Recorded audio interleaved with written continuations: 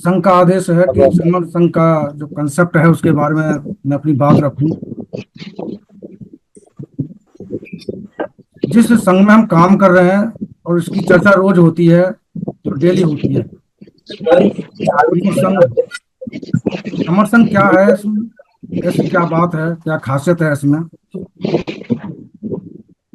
Summer संघ क्या है कि यह वह संघ है जिसमें सम से समता, समानता, समान समर समझौता आदि के सिद्धांत पर चलने पर समण या समन या मूल्यवासी या आप कहें बहुजन जो होते हैं, वही इसी आते हैं। यानी कि जो इस तरह के सिद्धांतों पर कार्य करते हैं, काम चलते हैं, उसी का नाम समर संघ है।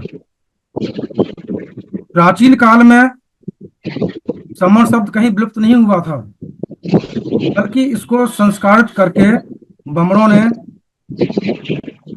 इसका नाम श्रमण नाम से प्रचारित किया और साथ ही साथ इसका अर्थ भी बदल दिया। श्रमण से श्रमण बदलने पर कोई आपत्ति भी नहीं थी, कोई तकलीफ भी नहीं, किसी प्रकार की प्रॉब्लम भी नहीं थी। लेकिन जब इसका अर्थ बदला, बमड़ों ने श्रमण का अर्थ बदलकर श्रम करने वाले, श्रमजीवी, श्रम कार्ड रखने वाले, श्रमदानी, श्रमिक, परिश्रम करने वाले, मेहनत, लेबर, मजदूर, नीच, छोटे अर्थ बना दिए। और अर्थ बनाते ही हमारा सब कुछ उलट पुलट हो गया। समर से श्रमण करते ही सम्राटों से श्रमिक बना दिया। पुराने समय में सभी समर थे, समर सैनिक थे, समर किसान थे, समर राजा थे, समर सेनापति थे, समर व्यापारी थे, समर इंजीनियर थे, समर गुरु थे, समर शिकारी थे, समर डॉक्टर थे, समर लेखक थे, समर उद्योगपति थे, समर जज थे, समर वकील थे। यानी कि हम सभी समर थे। जब हम सभी समर थे, हम देने वाले थे, तो ऐसा क्या हुआ कि आज हम देने वाले से मांगने वाले बन गए।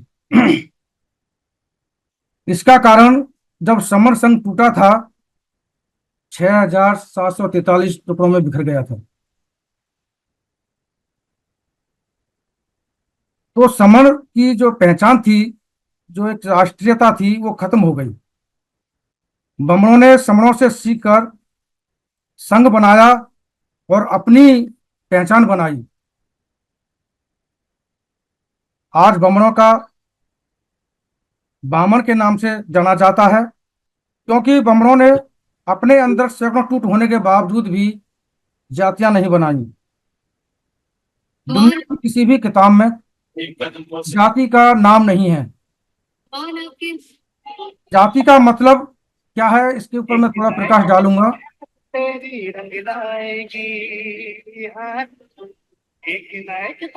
किसी का माइक खुला हुआ है? जी बच्चे अम्बेडकर सर, अपना माइक ऑफ रखें। कि जाति है क्या? जाति का मतलब है उत्पन्न होना, उत्पन्न करना, पैदा होना, जन्म लेना। ये जाति का मतलब है, ये कास्ट नहीं है। ये लोग इसको कास्ट समझ लेते हैं। आज भी हम आम बोलचाल में कहते हैं कि यह नवजात शिशु है या नवजात बच्चा है। नवजात का मतलब होता है, नव का मतलब नया, जात का मतलब पैदा हुआ, यानी जो फिलहाल में जो पैदा हुआ है, और शिशु का मतलब बच्चा। जो बच्चा पैदा हुआ है उसको नवजात शिशु कहा। फिर ये कास्ट सिस्टम कैसे हुआ? उस समय जब हमारा संघ बिखरा था, उस टाइम के लोग जो जिस कार्य को करते थे, उनको, जिस व्यक्ति ने जो कार्य किया, जो भी उत्पन्न करता था, वही उस व्यक्ति की जाति या जात उत्पन्नता का नाम पड़ गया। जैसे मैं एग्जाम्पल के तौर पे बताऊंगा,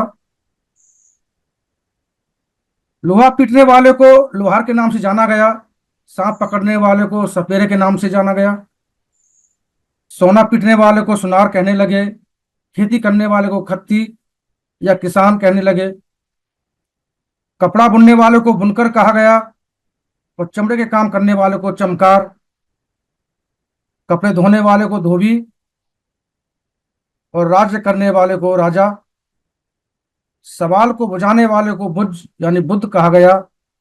ये कास्ट नहीं थी, ये हमारे काम थे और उन कामों से ही हमारी पहचान थी। लेकिन आधुनिक युग में इन कार्यों के नाम बदले। जैसे आज के टाइम पर डॉक्टर हैं, इंजीनियर्स हैं, कंप्यूटर ऑपरेटर हैं, लिफ्ट ऑपरेटर हैं, आर्किटेक्टर हैं, ड्राइवर हैं, शेफ हैं, मैनेजर हैं, पुलिस, आर्मी, जज, IAS, IPS, IFS, MBA, CA, ये सभी काम ही हैं। अब इनको अलग भाषा में बोलते हैं, पर आज के हिसाब से पुरानी जातियां ही हैं, बस नाम बदल गए हैं, पर काम की उत्पत्ति नहीं बदली है।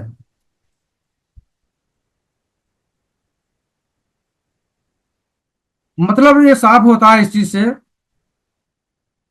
यदि आप कोई काम करते हैं तो वह काम आपकी पहचान है। लोग आपको आपके काम से जानते हैं। जैसे पुलिस वाला, चाय वाला, सब्जी वाला, पंचर वाला, दुकान वाला, बस वाला, खेत वाला इत्यादि, यही सारे काम आपकी जात या जाति हैं, आपके पूर्व काम की पहचान है ये। आप किसी भी संदर्भ में देख परख लीजिए कि जात और जाति का अर्थ पैदा होना, उत्पन्न होना, पैदा करना, उत्पन्न करना, जन्म होना, बनाने से ही संबंधित मिलेगा। जो मनुष्य कुछ पैदा नहीं करता, कुछ बनाता नहीं है, कुछ उत्पन्न ही नहीं करता, कुछ काम ही नहीं करता है, उसका जात या जाति ना पहले कभी था और ना ही आज होता है। जो याचना करता है, जो भीख मांगता है, जो बाहर से आया है, उसका जात या जाति ना पहले था और ना ही आज है। इसका उदाहरण है बमन है। वो कैसे है? क्योंकि बमनों में कोई जात का जाति नहीं है, क्योंकि बमन कुछ उत्पन्न ही नहीं करते थे। ठीक उसी प्रकार पहले के समय समणों में भी जात या जाति नहीं होती थी, क्योंकि समण लोग अपना काम बदलते रहते थे। इससे यह साफ होता है कि दुनिया में कार्य की पहचान है, जिसे अंग्रेजी में कहते हैं गोल्ड स्मिथ, आयरन स्मिथ, और यहाँ भारत में बोलते हैं उनको सुनार या लोहार। यदि आपका काम बदल जाता है तो आपकी जाति भी बदल जाती है, यदि आप इसको बदलना चाहें तो।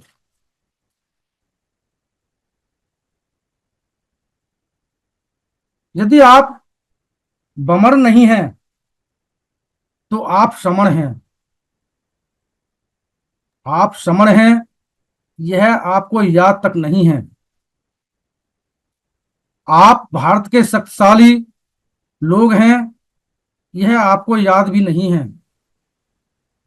आपने दुनिया जीती, अपने सम्राट समर सम्राट अशोक के समय हजारों युद्ध जीते,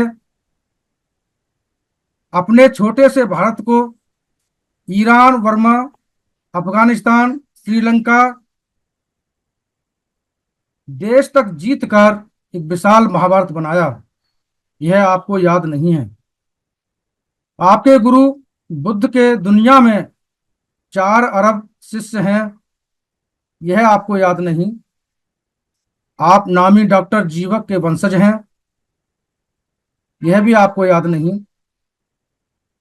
आपको याद नहीं सभी संत बाबा साधु महंत समण हैं, यह भी आपको याद नहीं। आप विश्वविख्यात व्यापारी सुदत्त के वंशज हैं, यह भी आपको याद नहीं। आप महान समणों की संतान हैं, यह आपको याद नहीं। आप दुनिया के सबसे बड़े, सबसे पुरातन समण संघ के संगी हैं, यह आपको याद नहीं। लेकिन इन सबको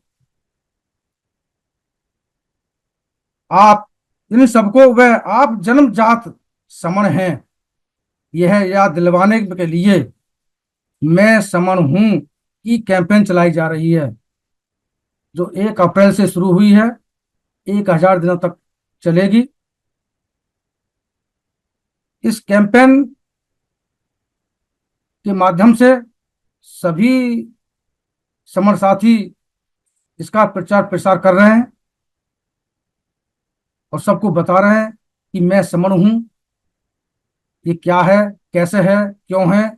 इसकी जो पुस्तिका आई हुई है, मैं समण हूं ग्रंथ आया हुआ है, बहुत ही सुंदर, बहुत ही अच्छा और बहुत डिटेल में उसमें और संक्षिप्त रूप में दिया है उसका। और जो उसको पढ़ता है एक बार, वो कहता है कि बहुत अच्छा ग्रंथ आपका आया है। ये मेरा प्रैक्टिकल है। ये यदि आप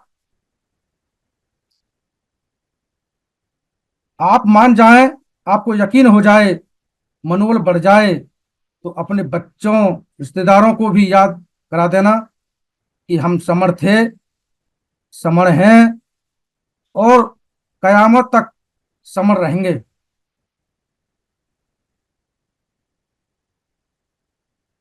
इन्हीं शब्दों के साथ मैं अपनी बात को विराम करूंगा।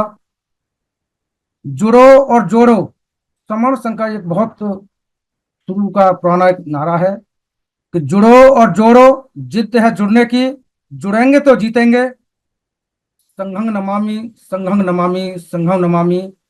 अगर मेरे वक्तव्य में कहीं त्रुटि हुई हो तो मैं संघ से क्षमा चाहता हूँ, क्षमा चाहता हूँ, क्षमा चाहता हूँ। संघं नमामि। बाबा